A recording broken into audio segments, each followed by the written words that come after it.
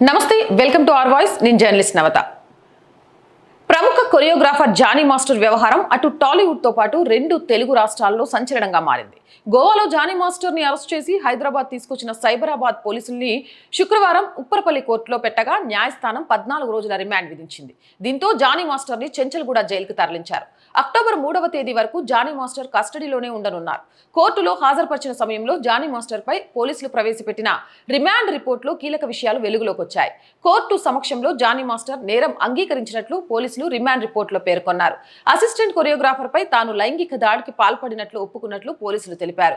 ఇక 2019లోనే బాధితురాలతో Johnny master కి పరిచయమైందని తెలిపారు. అయితే దురుద్దేశంతోనే ఆమెను అసిస్టెంట్ గా చేర్చుకున్నట్లు వెల్లడించారు. కాగా 2020లో ముంబైలోని ఓ హోటల్లో బాధితురాలిపై మొదటిసారి జానీ మాస్టర్ లైంగిక దాడికి పాల్పడినట్లు పేర్కొన్నారు.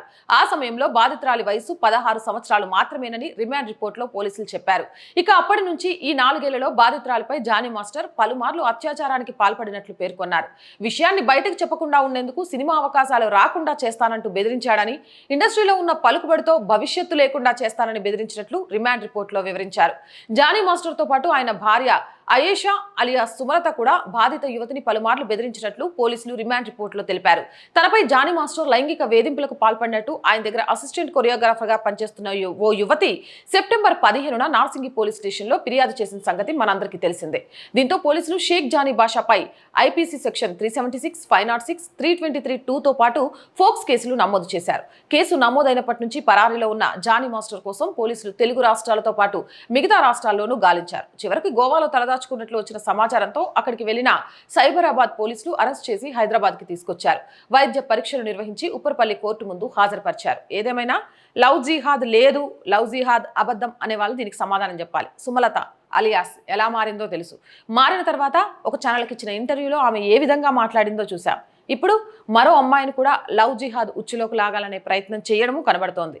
ఏది ఏమైనా కానీ ఒక ఆడపిల్లను కోరిక తీర్చుకోవడానికో బలవంతంగా మత మార్పిడి చేయడానికో ఒక ఆయుధంగా ఉపయోగించుకోవాలి అని చూసే ఇలాంటి దుర్మార్గులకు కఠిన శిక్ష పడాలి అని సోషల్ మీడియాలో వార్తలు వస్తున్నాయి. మరి మీరేమంటారు? కామెంట్ సెక్షన్లో పెట్టేయండి.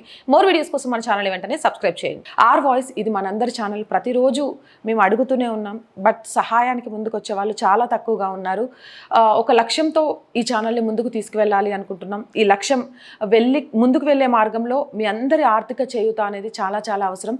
ఆర్థికంగా చేయూతను అందించాలి అనుకునేవారు సబ్స్క్రిప్షన్ పక్కనే జాయిన్ అనే బటన్ ఉంటుంది. 1 to 5 లెవెల్స్ ఉంటాయి. ఏదో ఒక లెవెల్లో సపోర్ట్ చేయొచ్చు. లేదా స్క్రీన్ మీద గూగుల్ పే, ఫోన్పేతో పాటు అకౌంట్ డీటెయిల్స్ కూడా ఉంటాయి. మీకు తోచిన ఆర్థిక సహాయం చేయొచ్చు.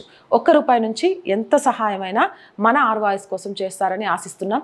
అలాగే చూస్తున్న ప్రతి ఒక్కరూ సబ్స్క్రైబ్ చేయండి. మీకు తెలిసిన వాళ్ళతో సబ్స్క్రైబ్ చేయించండి. వీలైనంత లైక్ చేయండి, వీలైనంతగా షేర్ చేయండి. జై భారత్.